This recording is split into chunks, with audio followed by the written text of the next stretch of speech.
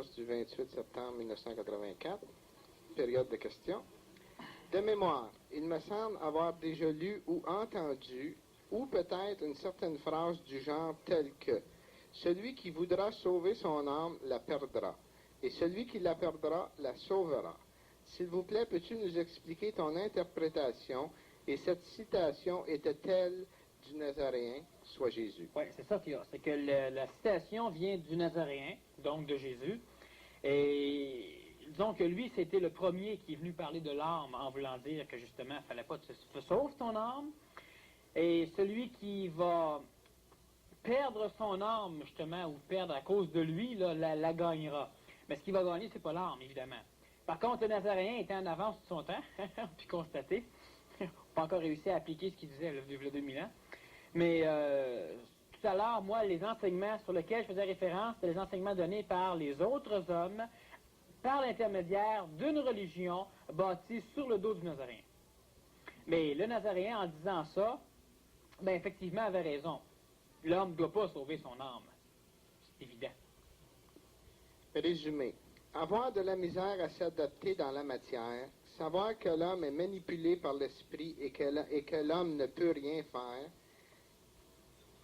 l'ego se révolte et ne peut plus rien savoir du monde. Question. Est-ce un début ou état de changement mental face à l'énergie de se foutre de tous? L'énergie est froide. Claude. Bon, premièrement, il y a se foutre de tous, c'est l'ego. L'ego se fout de tout. Et l'ego, dans le tout, ben, ce qu'il ne se fout pas, c'est ce qui lui rapporte de quoi. Et quand ça lui rapporte plus, ben, il se fout de tout. Ça, c'est typiquement l'ego, c'est typiquement humain aussi. Maintenant, quand on parle de se rapporter à l'ego global, pas aux petites parcelles de l'ego qui veulent avoir un biscuit, puis l'ego complet qui ne veut plus rien savoir de personne. C'est l'ego global. Alors, avoir de la misère à s'adapter dans la matière, ben, c'est simplement l'ego, effectivement, qui a de la misère à régir le temps matériel, à faire une correspondance entre son temps psychologique, donc le temps astral, le temps psychologique de l'homme, par rapport au temps de la matière.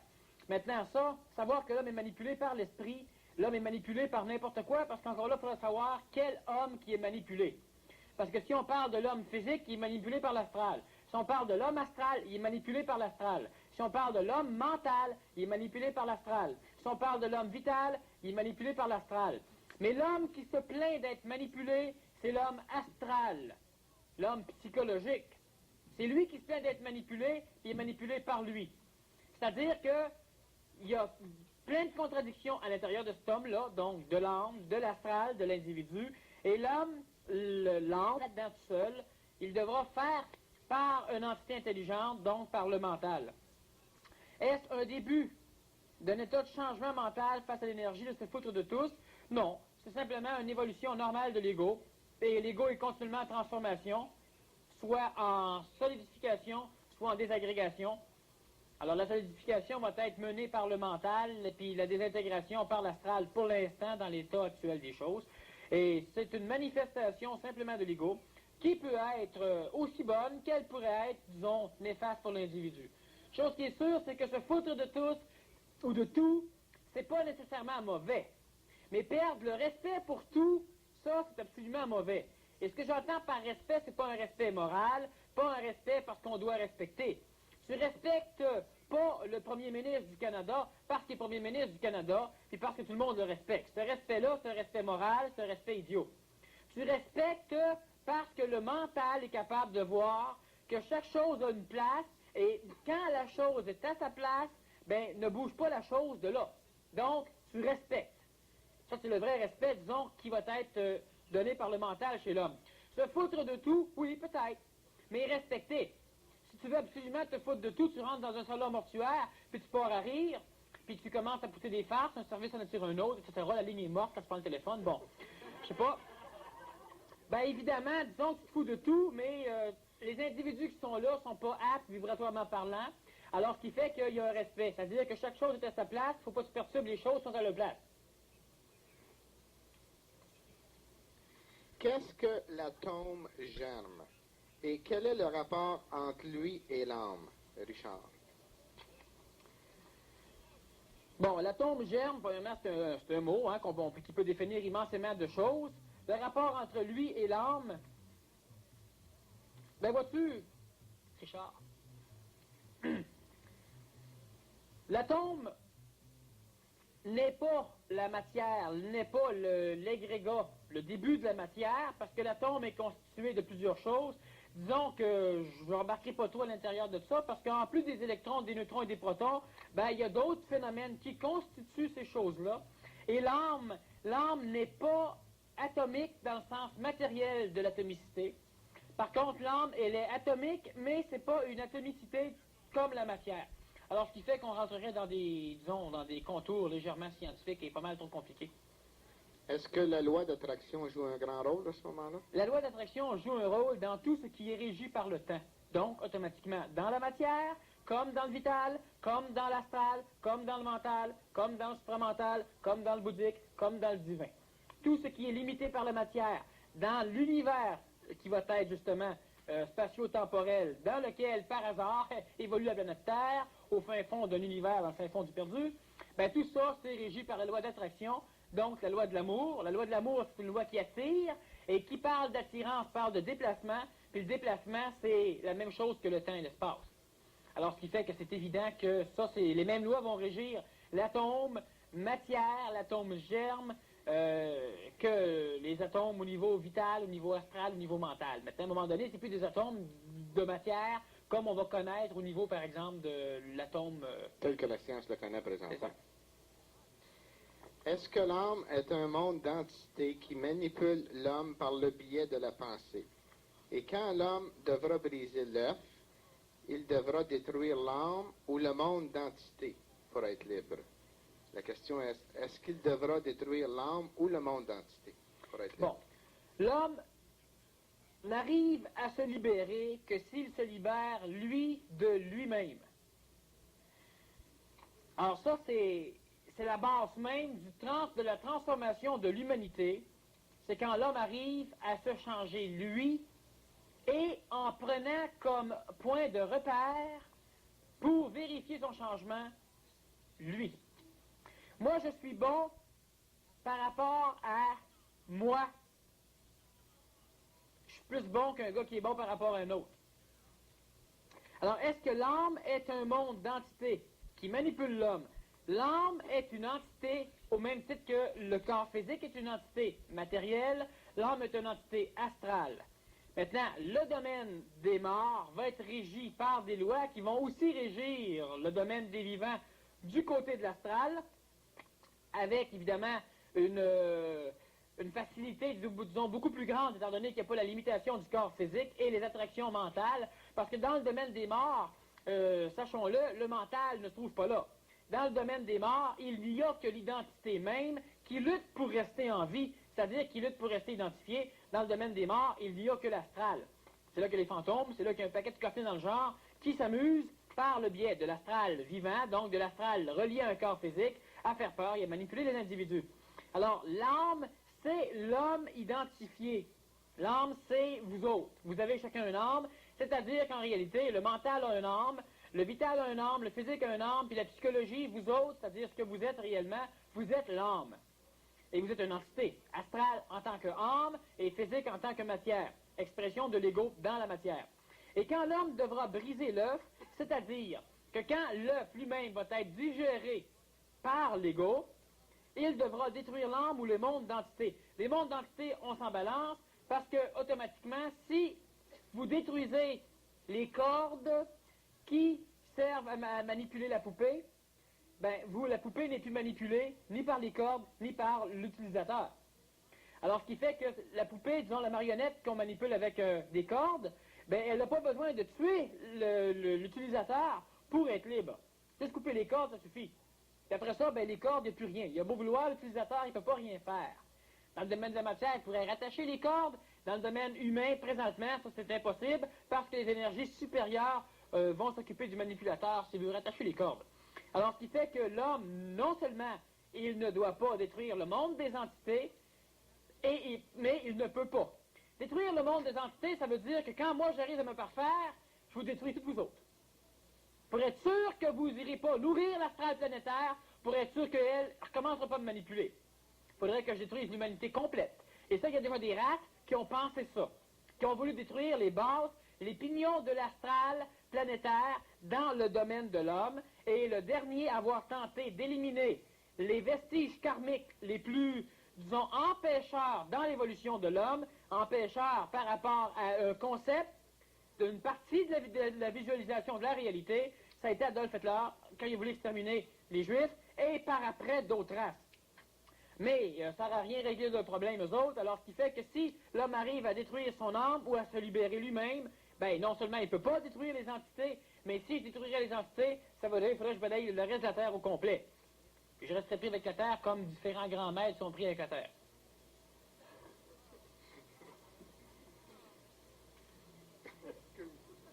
Alors tu peux rire. Peux-tu nous expliquer la différence entre l'âme sœur et l'âme jumelle, Diane? Bon. L'âme sœur, c'est une espèce de forme astrale qu'on appelle une âme et qui est reliée à un corps différent ou qui est en stagnation, donc dans l'attente de recevoir un corps, donc de se réincarner. Bon. L'âme sœur, c'est une âme qui, de par sa vibration, va coordonner d'une façon presque parfaite avec l'âme sœur. Donc l'autre âme, parce que quand on a une âme sœur, ben, il y a deux âmes sœurs, ça va de soi. Pour chacun son âme sœur. Alors ce qui fait que l'âme sœur, c'est une forme vibratoire similaire, masculine ou féminine, hein, c'est-à-dire que le corps physique peut être masculin ou féminin. L'âme sœur, c'est une forme de vibration astrale qui va à ravir avec la vibration égoïque et amifique de l'individu.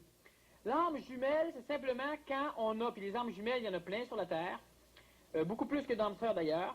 L'âme jumelle, c'est quand un individu apparaît, c'est-à-dire que lors de la réincarnation chez la race humaine, typiquement humaine, celle qui a été fusionnée à la race violette à un moment donné, lors des réincarnations humaines, il y a plusieurs formes d'ego qui se réincarnent pluralitairement dans un individu, et cet ego-là se réincarne, disons, dans 7 individus en même temps, et 7 autres égos se réincarnent dans les 7 mêmes individus, ce qui va créer une forme, disons que ça, on en a déjà parlé pas mal en profondeur lors de la conférence sur la réincarnation, mais ces individus-là qui vont naître et qui ont plusieurs formes d'égocentricité chez eux, on a une réincarnation pluralitaire, devront la fusionner, et automatiquement, ben, tous les individus les véhicules physiques, qui sont les supports des mêmes personnalités réincarnatives, ont donc des âmes similaires, et ce sont des âmes jumelles.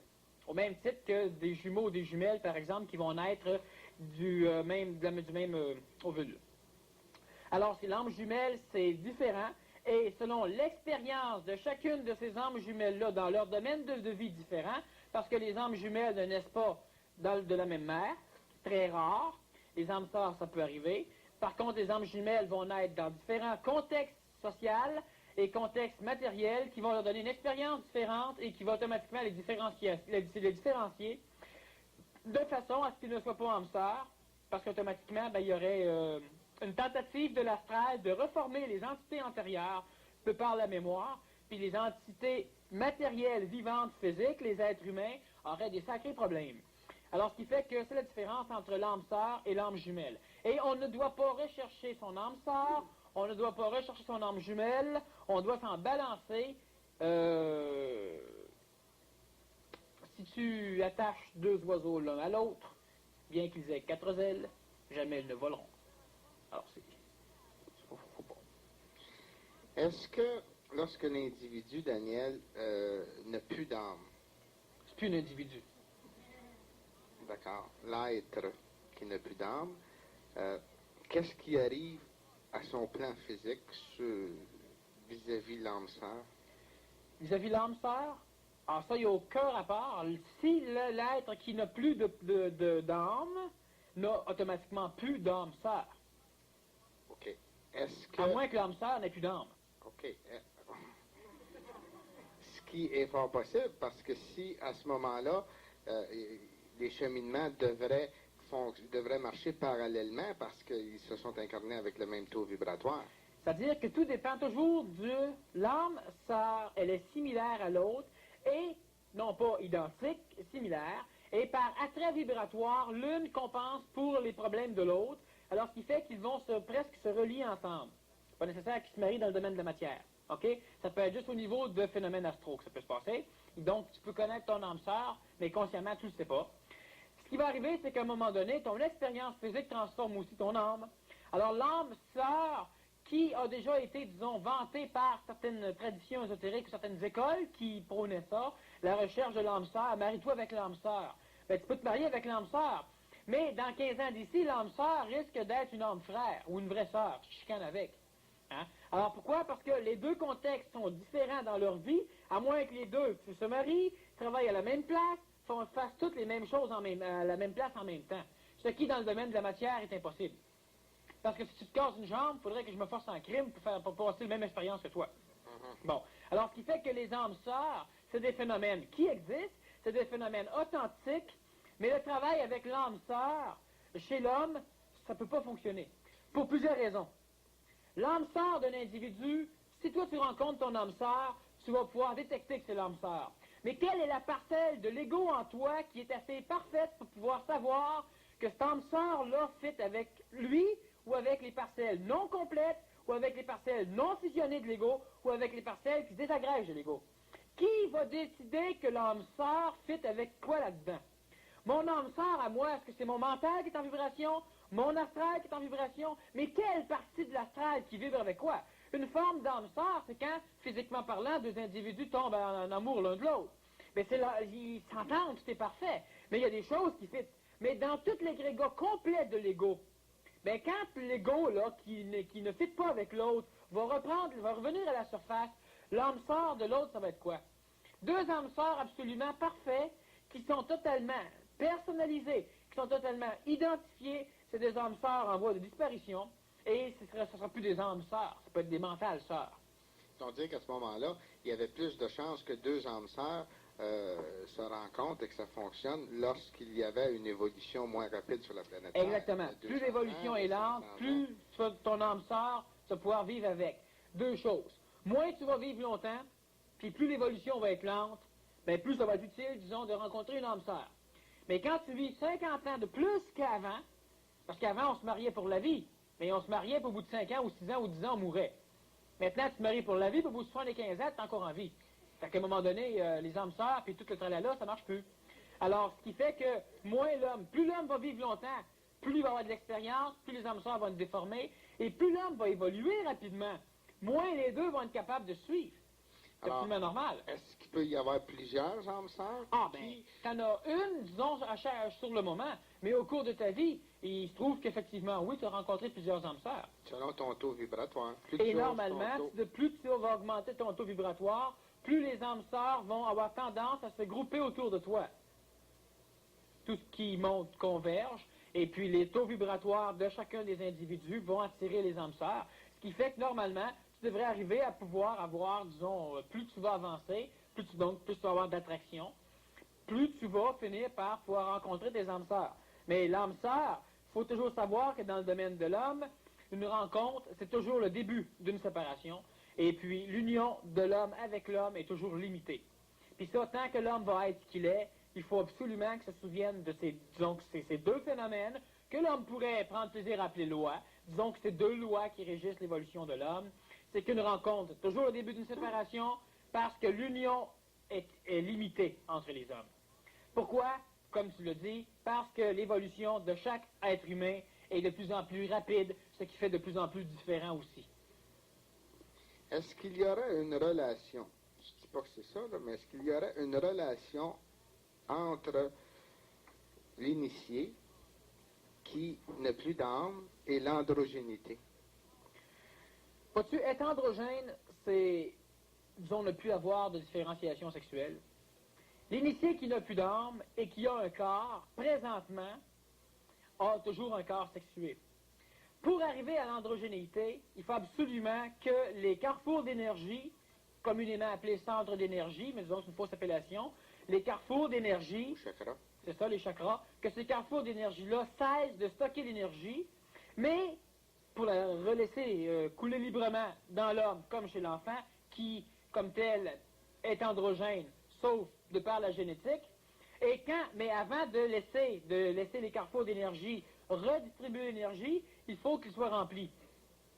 Parce que l'homme n'a pas le quota total d'énergie vitale et solaire et tellurique en lui pour permettre aux cellules de pouvoir, premièrement, se procréer, donc se diviser, se multiplier en gardant le même quota de vitalité, ce qui va évidemment amener à la longue une vie éternelle dans le domaine de la matière tant que l'être mental va décider qu'il en a besoin. Parce qu'après ça, il emporte son corps à sa mort, ça va de soi, comme le Nazaréen a fait. Ça, lui, a désintégré son corps, mais disons que c'est similaire. Ce qui arrive, c'est qu'à un moment donné, l'homme n'a pas le quota vital suffisant. Il va donc l'accumuler d'un centre d'énergie à l'autre, ce qui va évidemment augmenter son schéma vibratoire dans la vitalité, ce qui va pousser l'astral à augmenter le sien, ce qui va automatiquement pousser le mental à se développer. Et quand l'individu arrive à pouvoir physiquement avoir rempli ses carrefours d'énergie, les chakras, automatiquement, il développe la région endocrinienne qui est correspondante. Alors, si plus tu vas monter, puis tu vas finir par arriver au cerveau, où tu as deux glandes principales, la pituitaire et la pinéale. Et quand l'individu arrive à pouvoir canaliser, c'est-à-dire à pouvoir ramasser le quota d'énergie, donc remplir tous ces carrefours d'énergie-là, qui sont des centres, disons, à cette époque-là, parce qu'ils sont des condensateurs, des chaudières en kilomètres d'énergie. Quand tout ça c'est plein, tu fermes les deux soupapes, puis tu verses toutes tes chaudières. Alors là, l'énergie sort des centres, des carrefours, et circule chez l'homme, totalement, remettant la glande pinéale en fonction, parce que chez l'enfant, elle fonctionne, une petite échelle, et développant le reste des mécanismes de la glande pinéale, qui va amener l'homme, à un moment donné, dans son corps physique, il reste, parce que la génétique l'oblige, la décence aussi, il reste sexué. Bon, décence, évidemment. Alors, l'individu est sexué, par contre, il n'a pas de sexualité à l'intérieur de lui. Alors, disons que c'est pas tout à fait pareil. Quand tu mentionnes qu'il y a déjà des individus de la 6e race... Sous-race. 6e sous-race, excuse, c'est ça qui est bien écrit, c'est moi qui m'en dis. À quoi les distingues-tu? Moi, je les distingue, mais je ne vous dirai pas comment. Et pourquoi ces personnes sont-elles à ce niveau? Est-ce qu'ils ont vécu plus d'expérience? Merci. Bon, premièrement, être au niveau de la 5, 6 ou 7e sous-race, ce n'est pas des niveaux. Ce sont des phénomènes génétiques normaux. Tous les enfants qui naissent présentement font partie de la 7e sous-race. Les enfants qui vont naître de certains parents peuvent faire partie de la 6e sous-race. Il n'y a plus un seul enfant qui vient au monde présentement qui fait partie de l'ère du poisson, c'est-à-dire de la 5e sous-race, de la 5e race mère, la blanche. Un individu qui naît 5e sous-race peut lui-même finir par avoir un potentiel mental typique de la 6e ou de la 7e sous-race. Alors, ce qui fait que les enfants, présentement, font surtout partie de la 6e et 7e sous-race. Les adolescents, 6e sous-race, quelques rares, 7e sous-race. Et plusieurs des individus, même vivants, même présentement ici dans la salle, font partie de la 6e ou 7e sous-race. Maintenant, ce n'est pas des niveaux, ce sont pas des phénomènes biologiques, c'est une race. Ça peut faire alors rapport à la génétique. Plus l'homme évolue, plus les enfants sont supérieurs, et plus les enfants sont supérieurs, plus leurs enfants sont supérieurs génétiquement parlant, donc biologiquement parlant, ce qui veut dire aussi cérébralement parlant. Et ayant un corps physique plus puissant, mieux fait, parce que donné par les parents, alors ils peuvent donc recevoir et manipuler des énergies qui sont plus fortes ou supérieures, soit en qualité, soit en puissance, soit en quantité. Alors, ce qui fait que c'est, disons, ça qui détermine une 5e, 6e ou 7e sous-race. Mais on s'en fout. Le Nazaréen faisait partie de quelle sous-race? Il est bien en avance de 7e sous-race, en tout cas. Lorsque les gens qui naissent présentement, qui font partie de la 6e ou de la 7e sous-race, est-ce que ces gens-là, est-ce qu'il peut y avoir parmi ces gens-là, c'est-à-dire parmi ces entités-là, une précipitation où il faut qu'ils aient attendu le temps venu? Le temps, c'est une chose qui est illusoire, qui est réelle en même temps. Et une chose qui est réelle et illusoire, c'est une chose qui est donc vraie et fausse en même temps. Donc, le temps, c'est relatif. C'est ça, c'est la relativité. Et dans la matière, tout ce qui s'exprime dans le temps matériel doit le faire quand la matière est prête à l'exprimer. Alors, si tu as n'importe quel phénomène d'évolution, ben, tu ne pourras pas les exprimer dans la matière si la matière n'est pas prête à les exprimer. Alors, veut pas, n'importe quel genre d'individu, 6e, 7e sous-race, ou même première sous-race de la 6e race mère, la race bleue, l'individu ne sera pas bleu, là, c'est pas les bébés bleus qui naissent, ceux qui manquent d'oxygène à la naissance. Mais ce qui va arriver, c'est que il va de toute façon falloir attendre que la matière permette à l'énergie de s'exprimer. C'est pour ça qu'il n'y a pas eu de 6e ou de 7e sous-race blanche de 200 ans ou de 300 ans, parce que la race n'est pas prête. On dit que normalement, dans l'incarnation, il n'y aurait pas précipitation ou il y aurait tendance à avoir moins de précipitation. Pour éviter la précipitation imbécile de l'astral, il y a donc manipulation par les énergies intelligentes sur la Terre qui va faire en sorte que dans la région ou dans les régions où il y a la naissance de la 6e et 7e sous-race, ce qui est en Amérique du Nord, ça va de soi, eh bien, il y aura moins de naissances d'enfants. Donc, automatiquement, tu obliges, même s'ils sont pressés à revenir, la gang en haut, là, ben, tu les obliges à ne pas pouvoir venir parce qu'il n'y a plus d'enfants qui naissent. Bon, il y a des états biologiques, physiques et géologiques que l'homme va traverser, et après ces états-là, ben là, évidemment, il va y avoir pénurie peut-être un peu d'humains, et puis là, on va remettre sur le marché les enfants, et puis là, ils vont pouvoir se réincarner en masse. Alors, ce qui fait que s'ils sont trop pressés, ben, ils ne pourront pas le faire. Alors, quand ils vont pouvoir le faire, c'est-à-dire quand la matière va permettre la naissance d'enfants bien préparés, avec un système d'éducation fait par l'intelligence au lieu d'être fait par l'émotivité, hein, ben automatiquement, les entités prêtes vont pouvoir se réincarner à l'intérieur de ça, et là, ils vont pouvoir parfaire leur chemin. Alors, présentement, ils auront beau se presser, il y a de moins en moins de natalité, et puis, il y a évidemment des natalités, mais il y a des natalités en même temps. Et puis, les individus qui naissent présentement à l'intérieur de ces enfants-là, c'est des individus qui sont précurseurs. Et les précurseurs, c'est des pionniers, c'est des défricheurs, et puis c'est évidemment ceux-là qui vont devoir évoluer plus vite. Et pour évoluer plus vite, ben, c'est aussi ceux-là qui vont souffrir le plus. Oui, c'est toujours plus difficile de défricher que de semer et de récolter. Tu risques bien plus de te donner un coup de hache quand tu bûches que quand tu ne bûches pas. À moins que tu sois pas mal... Est-ce qu'il y a des affinités, Daniel, avec les gens de la 5e race, la 5e sous-race, la 6e sous-race? On sait que des gens, disons, pour la forme, là, signent pas un contrat, mais des entités qui s'incarnent ont un contrat en venant sur Terre. Est-ce qu'il y a une affinité ou une famille, si on pourrait s'exprimer ainsi, dans la 5e, dans la 6e? Dans la 5e, presque pas. Elle est naissante, disons que la famille, c'est-à-dire que par vibration, les enfants de la 6e et 7e sous-race qui vont réussir à personnaliser leur astral, donc qui vont réussir à s'éloigner de l'assujettissement de l'astral de masse, c'est-à-dire les jeunes qui vont avoir leur propre idéal, leurs propres idées au niveau de la mode, pas les jeunes qui suivent la mode totale de la masse, c'est-à-dire que toutes les fois qu'un individu est de masse, il n'est pas personnalisé, il a une personnalité, mais il n'est pas personnalisé, et l'individu qui va personnaliser son astral, donc commencer à identifier son mental, puis lentement l'amener à sa personnalisation. Donc, l'individu qui va avoir un phénomène émotif astral typique de lui, pas typique de la masse. Tout le monde fait ça, puis lui, ben lui, il réagit pas pareil. Lui, il est personnalisé au niveau de son astral, donc au niveau de son ego. Ben, automatiquement, ces entités-là vont avoir des relations secrètes, vont avoir des affinités, dur à définir présentement parce que la langue française, disons, on va finir par rajouter les mots qui manquent. Ces enfants-là ou ces adultes-là finissent par avoir des relations, des contacts, c'est-à-dire qu'à un moment donné, c'est la première fois qu'ils se rencontrent, ils ne tombent pas en amour. Homme ou femme, ou homme, femme, ou jeune, ça n'a pas d'importance. Mais il y a une complicité, donc c'est le terme. Il y a une complicité qui va s'élaborer à travers certains individus qui font partie de la 6e ou de la 7e sous-race et qui va justement leur permettre, même de vivre en société, il se passe un événement, ces deux-là vont se regarder, vont comprendre qu'ils sont de la même race, qu'ils comprennent, même s'ils ne savent pas, ils vont vivre l'événement similairement, mais de manière différente du reste de la masse. Un accident d'automobile, par exemple. À un moment donné, tu regardes, tu lèves les yeux, puis tes yeux tombent dans les yeux d'un autre. Puis il ne se passe rien, mais toi, tu vois différemment, parce que toi, tu es différent, puis tu sais que l'autre est différent.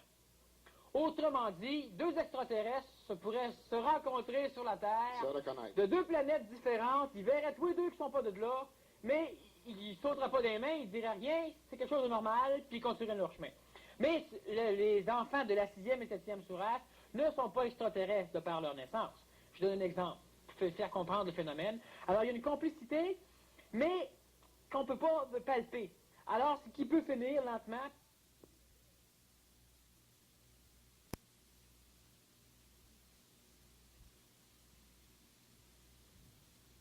qu'il n'y a pas de raison pour la logique, disons, de l'ère du poisson, donc de ceux qui sont encore 5e en descendant. Il y a une complicité et il y a un attrait. Mais c'est pas l'ego qui va découvrir l'attrait, il va le découvrir lui-même, ça va lui donner une certaine forme d'assurance, mais il ne l'exprimera pas comme ça s'est passé dans l'ère du poisson, où ce que tu fais, c'était le mariage, ou ben non, coucher ensemble, etc. C'est pas le phénomène de la 6e sourate. C'est plus vibratoire. C'est juste vibratoire, mais donc pas physique. Et puis c'est une complicité, tu sais que l'autre sait, tu sais que vous êtes peut-être différents des autres, peut-être différents l'un de l'autre, mais plus pareil que toi par rapport aux autres. Puis il ne se passe rien de plus. Il n'y aura pas de vouloir rencontrer ou de vouloir suivre, etc. Curiosité, complicité, puis c'est tout. T'as pas besoin d'aller fouiller chez Non, parce que c'est pas au niveau de l'ego que ça va se passer, c'est pas au niveau de la psychologie, c'est au niveau du mental. Et plus ça va aller, plus ces entités-là vont finir par, il va en avoir de plus en plus.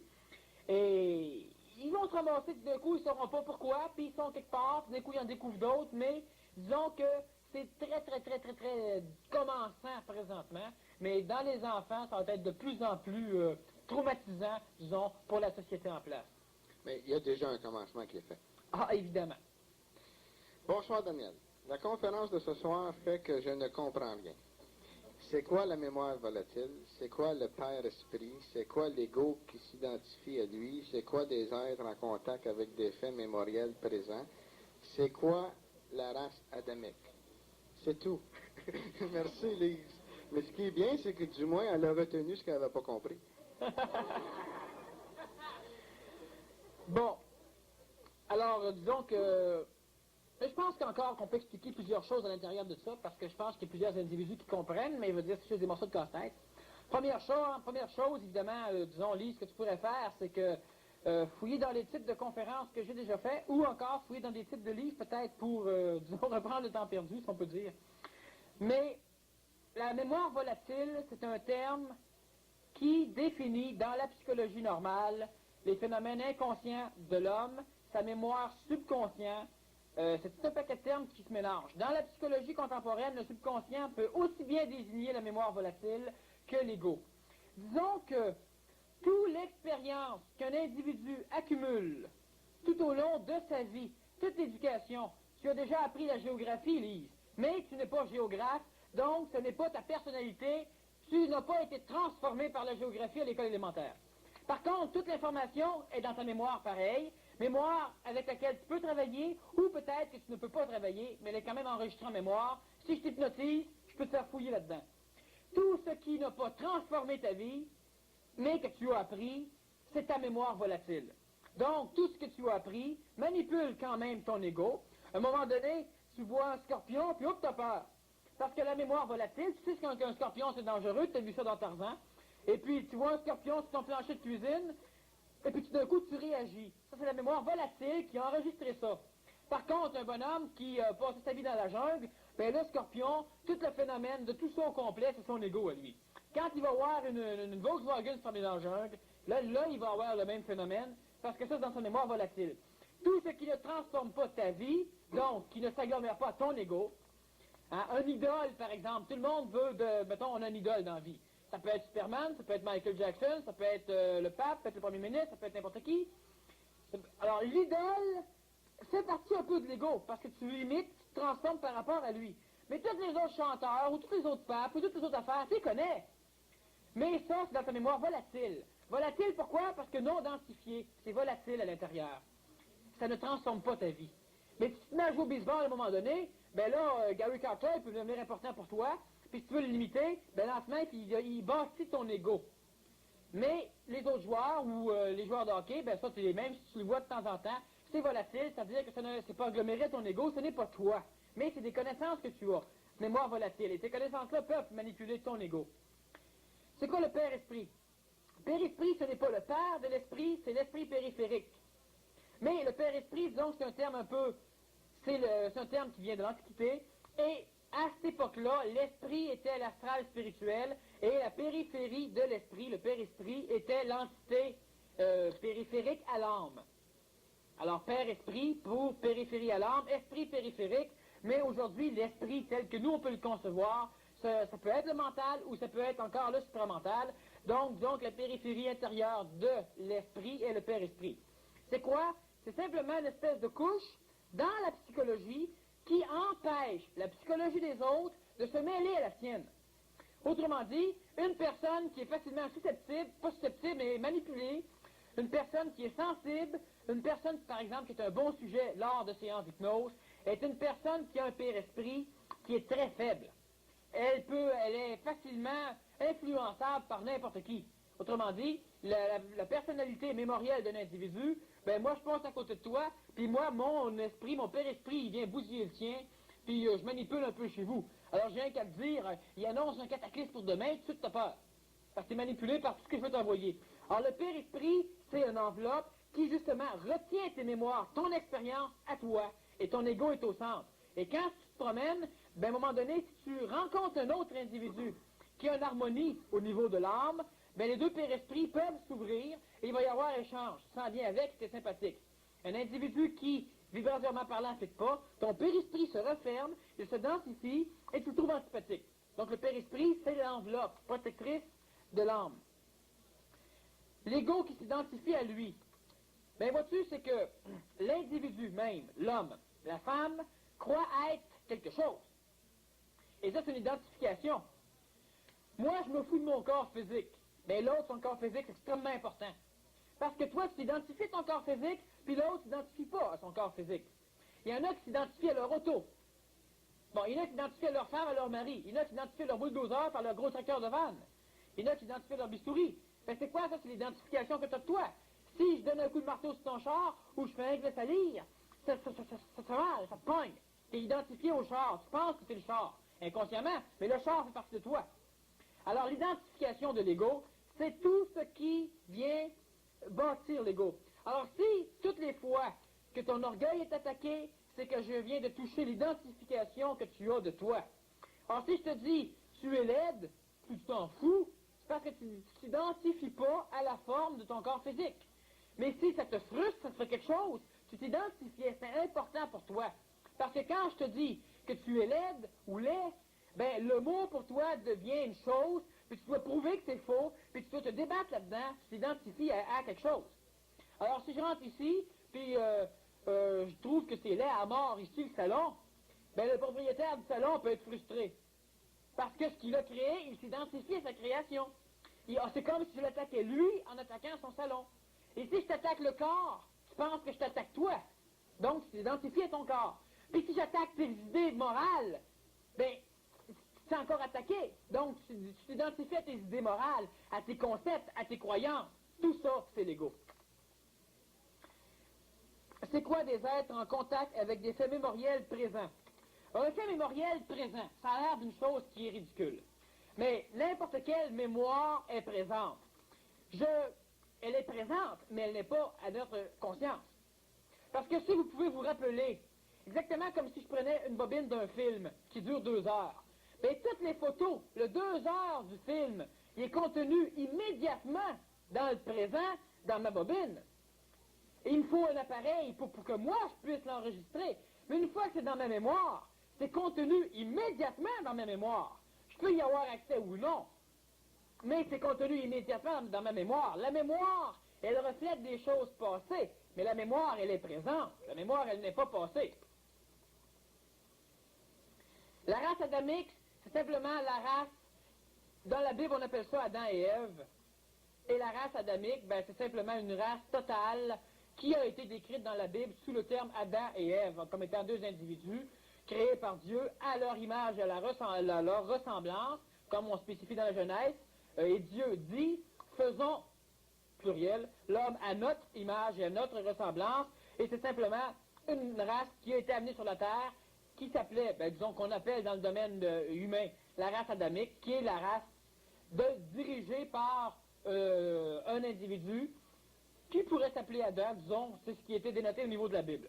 Alors la race adamique, c'est une race qui a été mêlée à la race humaine pour tenter de sauver une gaffe qui avait été faite, mais là, disons que je ne veux pas trop descendre en arrière, qui a été une gaffe, disons, qui a été faite au début par le créateur de cet univers-là.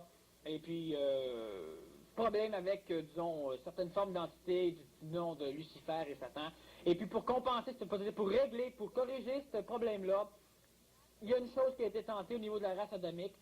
Et le serpent, c'est-à-dire que, disons que Ève a été tentée par, non pas un serpent, mais par une forme similaire au serpent, par la race humaine, par les mâles de la race humaine, et à un moment donné, ils ont voulu faire leur effort pour aider plus Dieu, qui, selon eux, ne comprenaient pas parce qu'ils s'identifiaient un peu trop à eux autres. Et il y a eu mixage, c'est-à-dire accouplement entre la race adamique et la race blanche humaine avant le temps. Alors la race adamique, c'est les Adams et les Èves. Il y en a eu plusieurs. Pourquoi la nuit est-elle noire? N'est-elle pas sans relation avec l'expansion de l'univers, Gilbert? La nuit est plus noire au Canada, hein? Non, la nuit est noire simplement parce qu'on est éclairé par un soleil et que quand la Terre vire de bord, le soleil est plus éclairé, donc la lumière ne se rend pas. La lumière voyage d'une façon non linéaire, c'est-à-dire que si la lumière passe au-dessus d'un trou, elle va éclairer le trou. Ça a déjà ça de bon. Par contre, elle ne peut pas faire le tour de la planète Terre. Alors les nuits sont noires. Et l'expansion de l'univers c'est pas ça qui donne le fait qu'on a des nuits noires. C'est juste l'absence de lumière. Et l'absence de lumière, a symbolisé dans notre conceptualisation de l'évolution astrale, l'absence aussi de connaissance, donc l'appel des forces du mal, l'appel de toutes les forces maléfiques. Maintenant, la lumière ne chasse pas le diable ou les forces maléfiques, et le noir ne les appelle pas non plus. Par contre, l'individu qui est astral, donc l'astral de l'homme, l'ego, la psychologie de l'homme qui a peur, quand elle n'a pas ses sens pour fonctionner, pour découvrir, pour vérifier l'extérieur, automatiquement il a peur. Alors, automatiquement, dans le noir, les yeux ne fonctionnent plus, ce qui est très important chez l'être humain, et automatiquement, il a peur. Ayant peur, il baisse son taux vibratoire. Baissant son taux vibratoire, il attire donc des formes d'énergie bassement vibratoires, les forces du mal, et les forces du mal apparaissent donc plus souvent la nuit que le jour. Mais c'est un phénomène simplement d'attraction chez l'homme. L'expansion de l'univers, ça n'a aucun rapport avec le fait que nos nuits sont noires. C'est simplement le fait que si on aurait deux soleils, d'ailleurs on serait bien embêté avec deux soleils, un chaque bord, alors on aurait des journées totales, on aurait de la lumière en masse, puis les plantes pousseraient beaucoup, mais l'homme dormirait mal. Il y aurait un beau temps, en tout Puis cas. tous ceux qui travaillent de nuit perdraient le job. Alors vois-tu? Daniel, vu qu'on est dans la noirceur ou la nuit, est-ce qu'on peut se parler des secrets de la nuit? Ah oui. Certains initiés prétendent avoir découvert que lorsque l'être dort, lors de son sommeil, on sait qu'il y a 7 niveaux, 7 corps. Alors, il y a le corps physique, le corps vital, astral, mental, supramental, bouddhique, divin. Je vais finir, OK? Tu feras la rectification à ce que j'exprime. Et puis, lorsqu'il y a sommeil, le corps physique, naturellement, est englouti dans le sommeil, mais que l'être a un contact avec l'astral pour une certaine période de temps. L'être a un contact avec le mental pour une certaine période de temps. Là, je parle d'un sommeil normal. L'être a un contact avec le supramental pour une petite période de temps. Avec le niveau bouddhique pour une très petite période de temps, et avec le niveau divin pour une très très petite période de temps. Alors moi je te dis, c'est que, comme tel que j'ai mentionné tantôt, certains grands initiés ont prétendu avoir connu ça. Et de ce fait, ils expliquent ceci, que lorsque le niveau divin est atteint, ce qui serait environ 30 secondes de pénétration dans ce plan-là, c'est à ce moment-là que l'être est régénéré de force vitale pour passer une autre journée. Tu sais, c'est ceux qui dorment bien, disons. Et on explique par ceci que justement, les yogis qui, en Inde, pas tous, parce qu'ils sont très peu, ceux qui sont arrivés à dormir seulement, qui dans le passé surtout, je pense, qui arrivaient à dormir seulement 3-4 minutes par 24 heures, c'est qu'ils s'étaient entraînés à monter et prendre et aller dans ce plan qui est le plan divin. Bon. Maintenant, ces êtres-là qui ont enseigné ça, parce que l'homme a eu connaissance par différents catalyseurs planétaires de connaissances, des formes d'énergie, l'homme a eu connaissance de ces 7 plans-là, qu'ils existaient. Et l'homme n'a pas de corps supramental présentement. Certains hommes commencent à être en contact avec, mais l'homme n'a pas de corps supramental. L'homme n'a même pas un corps mental terminé. Excusez, j'aurais dû dire plan à ce moment-là. Ah, même les plans.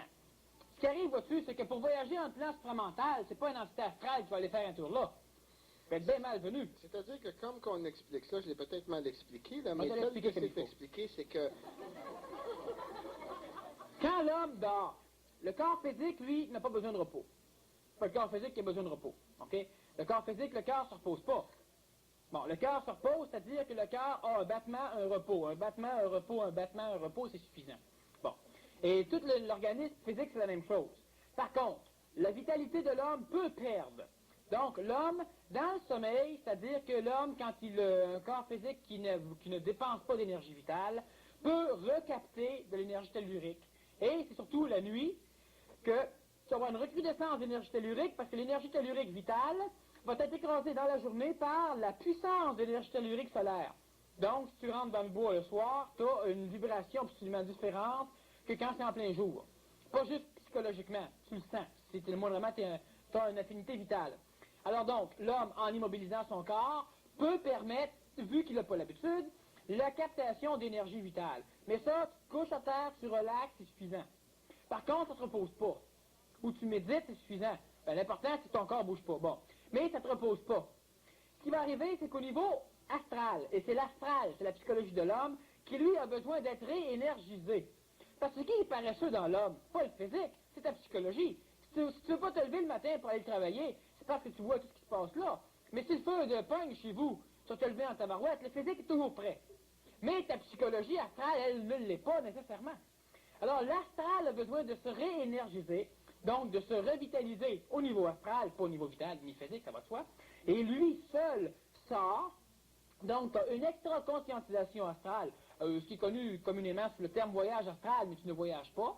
Hein? Ta conscience, disons, s'en va se placer ailleurs, mais il n'y a pas de voyage comme tel, avec un corps astral.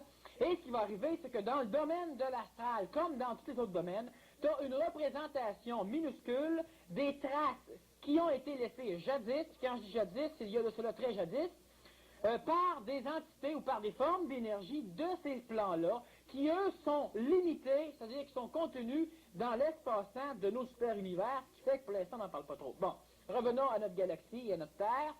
Et si tu arrives, toi, en partant dans l'astral, à visiter différents plans de l'astral et à aller, c'est pas nécessaire que tu traverses tous ces plans de l'astral, le plan astral physique, qui est l'enfer pour une personne qui meurt, le plan astral vital, le plan astral, qui est le domaine de la manipulation humaine, le plan mémoriel, donc, de la trace vibratoire laissée par ce que le Nazaréen a fait, donc l'astral mental, l'astral bouddhique et l'astral supramental, l'astral bouddhique et l'astral divin.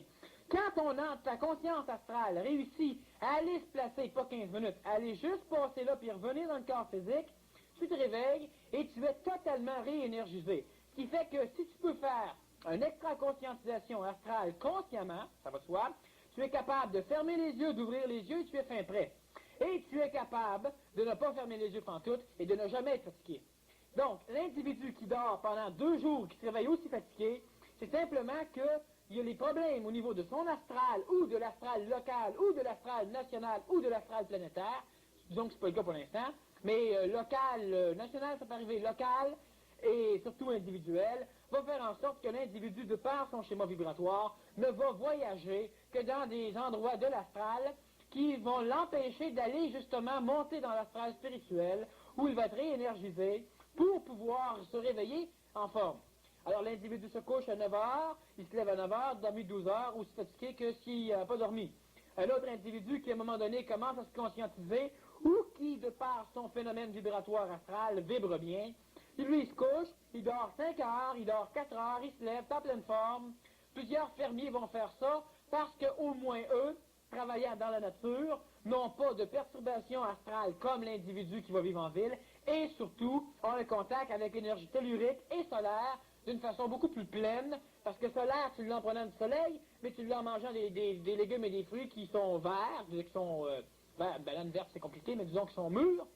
Alors ce qui va arriver, c'est que le fermier, lui, va pouvoir récupérer plus facilement, parce que l'astral ne l'empêche pas de monter haut lors de son sommeil, et vitalement parlant, ben, il est quasiment tout le temps en forme.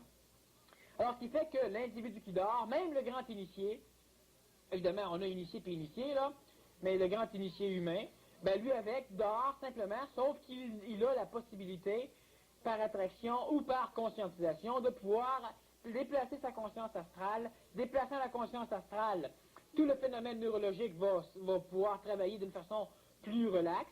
Il y a le rêve, il y a plusieurs choses qui vont se passer parce que la conscience reste en contact quand même avec les mémoires. Donc la conscience matérielle continue à enregistrer. Et si tu vas dans cette région-là de l'astral, tu fais juste passer, tu reviens, tu es en forme. Le problème chez l'homme, c'est-à-dire que l'homme descend dans un sommeil de plus en plus profond, c'est-à-dire que la conscience s'éloigne de plus en plus de l'homme, et si tu tombes tout de suite dans un sommeil profond, donc ta conscience est carrément partie immédiatement et tout de suite, tu peux aller plus rapidement dans l'endroit de l'astral où ton astral, ta psychologie va être réénergisée, et tu peux te réveiller. Mais c'est ça qui est le phénomène. Mais disons que les autres plans, présentement, l'homme a un corps physique, l'homme a un corps vital, l'homme a un corps astral, l'homme a un début de corps mental, l'homme a des maladies astrales, l'homme a des maladies vitales, l'homme a des maladies physiques, l'homme n'a pas de maladie mentale. Quand je parle du mental, évidemment, je parle du mental en termes de corps mental, je parle pas du mental comme on l'a dans le petit Larousse, dans le petit Robert. Et l'homme n'a pas de corps supramental. L'homme commence à être en contact avec certains individus, puis pas mal d'individus au Québec, avec l'énergie supramentale, mais le corps mental n'est même pas finalisé. Le corps mental existe quand il y a une personnalisation, ou du moins une identification. Alors, à ce moment-là, l'initié qui avait découvert ça avait découvert une demi-vérité, dans ce sens qu'il avait vu un film et il pensait qu'il voyait la réalité. Exactement, parce que l'individu qui est capable d'aller dans l'énergie divine, c'est un individu qui a une conscience divine, parce que seul le divin est accepté dans le divin. Hein? Par attraction, l'aimant attire des choses métalliques. L'aimant n'attirera pas du bois. Il faut une crime de bon aimant pour attirer du bois. Bon. Alors, ce qui va arriver, c'est que l'astral ne peut pas voyager dans le domaine du mental, dans le domaine du supramental. Vois-tu l'astral dans le supramental, toi? Non, ça fait définitivement du sens, parce que le le corps physique sauterait. Maintenant, comment expliques-tu, parce qu'on sait que tout est régi par la loi d'attraction et le taux vibratoire, et dans l'exemple que tu donnais tantôt, qui était très bien, que l'individu qui a un haut taux vibratoire et qui peut dormir immédiatement en se couchant, il a accès à ces niveaux dormir immédiatement, dans mais descendre dans un sommeil profond. Dans un sommeil profond, c'est ça. Comment expliquer qu'il y a des gens qui ont un taux de vibratoire très bas au niveau astral et qui dorment seulement 3-4 heures par nuit? Bon, pour la simple raison que leur taux vibratoire, est peut-être bas, mais n'est pas assujetti à des plans vibratoires qui sont plus bas. Le problème, c'est qu'est-ce qui détermine qu'un taux astral est bas? C'est l'âme. Et l'âme, elle, même si tu as, par exemple, l'âme, tu as le taux vibratoire de l'âme, ton taux vibratoire astral bas, l'âme est sale, on pourrait dire. Par contre, l'ego, c'est l'ego qui voyage. La conscience, c'est au niveau de l'ego, pas au niveau de l'âme.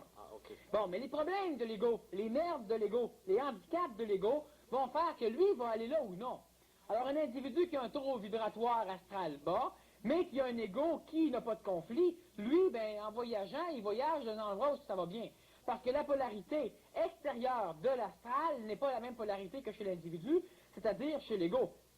Alors, on n'a pas la même chose. Ce qui est bon pour l'ego peut être très mauvais pour l'astral. Ce qui est mauvais pour l'ego peut être très bon pour l'astral. D'ailleurs, c'est souvent ce qui arrive. Alors, ce qui fait que c'est l'ego, c'est la conscience astrale qui voyage, et non pas l'âme qui se promène. L'âme reste au niveau du corps physique, quand l'individu dort. Par contre, sa conscience s'en va ailleurs. Donc, l'individu n'a pas conscience du corps physique, il n'a pas conscience de phénomènes extérieurs que le physique va capter. L'individu va avoir conscience qu'il vole.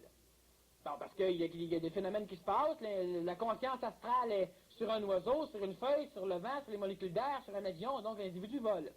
Et l'interprétation que l'individu va faire, bien évidemment, pour se rassurer, puis il peut se voir lui-même voler. Mais si l'individu se voit voler, c'est que sa conscience n'est pas dans lui. Il est ailleurs, vu qu'il se voit voler. Bon, c'est des phénomènes de même. Alors, c'est la conscience, c'est l'ego. C'est lui. Alors, même un individu qui a une astralité, disons, basse, ben, son ego, lui, son état psychologique est comment? Ben, c'est cet état psychologique-là qui va déterminer la rapidité ou dans quel niveau de ton astral tu vas aller rêver. Donc, tu vas voyager. C'est juste ça qui détermine ça. Alors, c'est pour ça qu'un individu qui a un problème psychologique grave, ben, va faire des rêves en rapport sur le problème psychologique. Pas en rapport avec l'expérience. Même s'il a déjà été médecin, même s'il a déjà été pilote d'avion, même s'il a déjà été n'importe quoi, ben, c'est son ego. C'est le problème de l'ego-là qui détermine ses problèmes psychologiques. Et les rêves vont être énergisés ou la source des rêves va être probablement l'endroit où il va dans l'astral. Oui, l'endroit où la conscience va être capable de communiquer l'information au mental, c'est-à-dire au cerveau. Donc, l'individu rêve, il peut se rappeler de son rêve. Par contre, l'astral, à un moment donné, c'est-à-dire que la conscience astrale va voyager dans des endroits tellement puissants que ça ne peut pas être interprété par l'ego. Donc, il voyage dans des formes d'énergie, ça parle d'autres langues, c'était mieux. Puis lui, il ne comprend pas. Symbolique. Oui, alors ce qui fait qu'il peut monter très, très, très haut au niveau des sphères de l'astral, aller dans l'astral supramental, dans l'astral bouddhique, dans l'astral humain, et dans une certaine région de l'astral, il va être réénergisé complètement. C'est un astral qui n'est pas si haut que ça, qui est beaucoup plus proche de la planète Terre qu'on peut penser. Est-ce qu'à ce moment-là, plus l'individu évolue, plus que, c'est-à-dire moins symbolique seraient les rêves, parce que les rêves, c'est très difficile à expliquer. C'est sûr qu'un rêve normal, un rêve, on le symbolise nous-mêmes. Pourquoi? Parce que l'ego refuse toujours d'accepter la réalité. L'ego transforme et l'ego ne croit pas quand le mental n'interprète pas. Et le mental va interpréter selon la logique de ses mémoires. Parce que le mental, ton intellect fonctionne à partir de ce que tu connais. Hein? Alors, ce qui fait qu'automatiquement, ton rêve va avoir une certaine forme de symbolisme pour la simple raison que tous ces mécanismes-là sont en fonction. Mais normalement, moi, je rêve régulièrement. Mais je n'ai pas de message dans mes rêves, je n'ai pas de symbolique dans mes rêves, je rêve des choses. Si je suis en contact avec un astral qui va se matérialiser, ben j'ai une idée de ce qui va arriver. Sauf que ce n'est pas un paquet de symboles. Je connais l'astral, je sais comment ça fonctionne, j'ai pas besoin de me faire des masques, des bebelles pour pas avoir peur. Puis quand l'astral ne me plaît pas, ben je la transforme. Je veux dire, on rêve ce qu'on veut rêver aussi à un moment donné. Mais il n'y a plus de symbolique dedans. Tu rêves pas à un cheval qui écrase une fourmi pour te dire que tu risques d'avoir un accident demain matin. C'est à un moment donné. Tu rêves que tu vas avoir un accident ou tu ne le rêves pas, puis tu peux avoir un accident comme tu peux ne pas en avoir, parce que l'astral, c'est trompeur comme tout ce qui est psychologique. Alors, ce qui fait que la symbolique des rêves... Tu viens de mentionner, Daniel, que lorsque tu rêves, tu contrôles, si j'ai bien compris, jusqu'à un certain point, comme que tu fais dans la vie, tu contrôles l'astral. Comment en es-tu arrivé à faire ça? Ben, c'est simple, en le contrôlant, en s'amusant, à un moment donné, c'est ça. De toute façon, j'aurais pas le temps de le dire. Est-ce que les lois sont les mêmes pour cela durant l'éveil et durant le sommeil? Un individu qui contrôle totalement son phénomène astral peut contrôler totalement sa psychologie astrale réveillée. Parce qu'un rêve réveillé où ce que le phénomène t'est apporté par tes sens, puis un rêve endormi où les informations sont apportées par les sens intérieurs, par tes mémoires, il n'y a pas grande différence. Sauf que tu vas dire, oui, mais mon corps n'est pas impliqué peut-être, mais la manière que tu réagis par rapport à l'événement, c'est la même chose. Un individu qui voit un monstre apparaître chez lui a peur. Un individu qui rêve à des monstres, il a peur aussi. À un moment donné, tu comprends ce qui se passe, tu contrôles ce qui se passe, puis tu manipules le manipulateur, puis c'est le mental qui permet ça. Ça va de soi. L'homme qui va être en contact ou qui est en contact avec l'énergie supramentale durant la nuit, qu'est-ce qui se passe comparé avec un individu qui dort? Un individu qui est en contact supramental, c'est simplement parce que sa conscience astrale est capable de s'extra-conscientiser, donc il dort. Et elle est capable de s'en aller dans une région où elle va pouvoir être énergisée. Pendant ce temps-là, il n'y a plus de perturbation astrale, l'âme ne peut plus attaquer l'ego, la conscience de l'ego est ailleurs, dans un endroit qui est supramental, donc au niveau de l'astral, et donc il n'y a pas d'atteinte. Pendant ce temps-là, l'énergie supramentale peut descendre chez l'homme, par l'intermédiaire du mental, le transformer sans qu'il y ait de problème, parce qu'évidemment, la conscience astrale n'est pas là pour voir ce qui se passe. Hein? Elle est au chaud quelque part dans un grenier. Et puis, la transformation va se passer, donc l'individu va avoir un contact. Mais le contact se fait rapidement.